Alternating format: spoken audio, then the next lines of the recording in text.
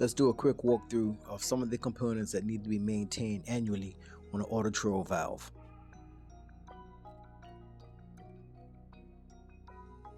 First, let's do a water hardness test on the feed water.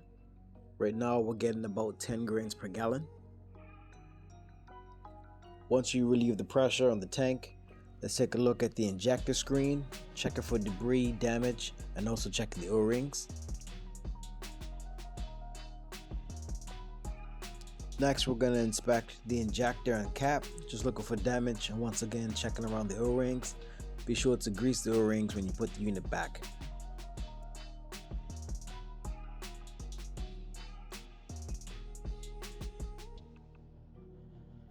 We're going to move up and inspect the brine line flow control and the refill controller.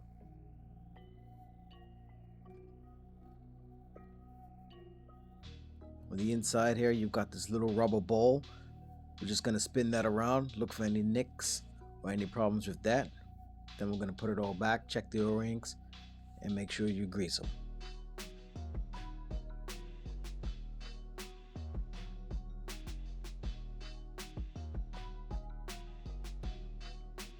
Once the tank's repressurized and you've got a little bit of water flowing through, from there I put the system into a backwash and I check the different parts of the camshaft to make sure all the cycles work, and also just double check that the settings they remain with the Logix controller. We haven't lost any information.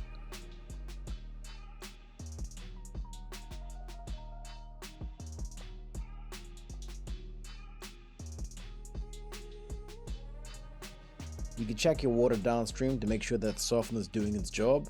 We got 0 grams per gallon, aka soft water. We're good to go.